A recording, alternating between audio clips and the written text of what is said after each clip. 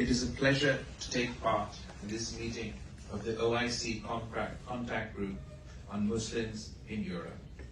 Pakistan commends the leadership of the government of Turkey on this important initiative.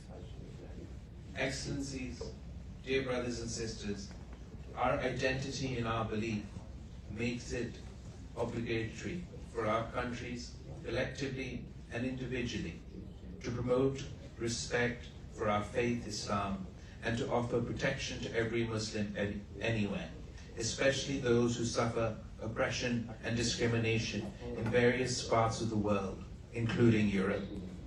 Islamophobia, which has extended roots in history, has now become endemic in several countries across the globe. Our faith, which denotes peace and tolerance, our sacred books and Holy Prophet, peace be upon him, have been defamed with impunity, utilizing the excuses of so-called freedom of expression. Muslims face discrimination on the basis of their faith. In his dedicated report on the issue of Islamophobia last year, the United Nations Special Rapporteur on freedom of religion or belief stated that since 9/11, terrorist attacks, institutional suspicion, and fear of Muslims and those perceived to be Muslims has escalated to epidemic proportions.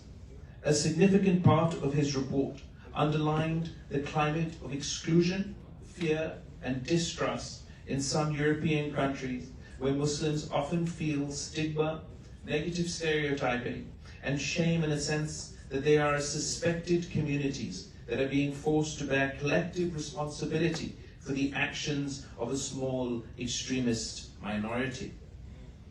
The rise in hate crimes against Muslims in Europe, as well as discrimination in education, citizenship, immigration, employment, housing, healthcare, among others, are well documented.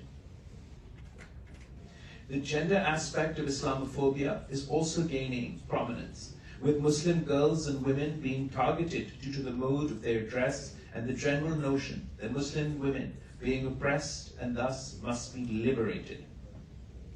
What is most worrisome is that Islamophobia continues to find strong resonance in political spheres in Europe, ultimately leading to the institutionalization of Islamophobia through legislations and policies such as discriminatory travel bans and visa restrictions.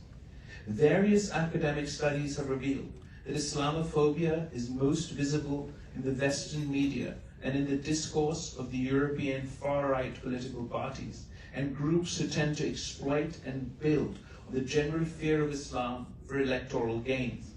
Besides Europe, it is not an exaggeration to say that Islamophobia has reached an alarming level around the world. This is reflected in the official reports of many government and international organizations, including the United Nations. Today, one of the worst manifestations of such Islamophobia is in Hindutva-inspired India. Driven by ideology of hate against Muslims, the BJP RSS regime is executing its centuries-old plan to obliterate India's Islamic legacy and transform India into an exclusive Hindu state. Excellencies, the OIC's obligation to address the phenomenon of Islamophobia stems directly from the charter of the organization.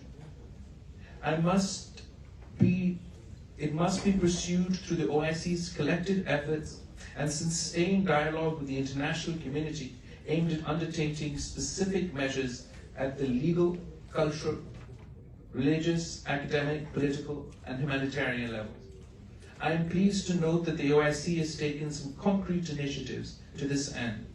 We have welcomed the adaptation of the UN General Assembly, the landmark resolution of the OIC countries designating the 15th of March as the International Day to Combat Islamophobia.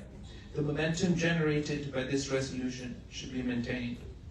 As agreed during the last meeting of this contact group in Islamabad earlier this year, I would propose the following with respect to the treatment of Muslim minorities in Europe.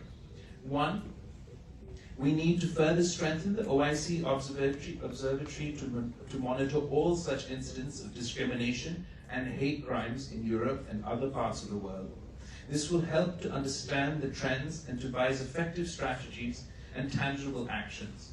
2, we should call on the UN High Commissioner for Human Rights and the Human Rights Commissioner of the Council of Europe to establish an observatory to monitor acts of religious hatred, hostility, and violence against Muslims, and report regularly to the relevant policy organs.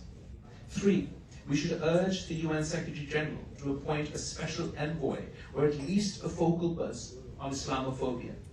4, the OIC member states, within the framework of their bilateral relations with European countries, should raise the challenges facing Muslims in Europe and make specific efforts to help in addressing these challenges. I thank you.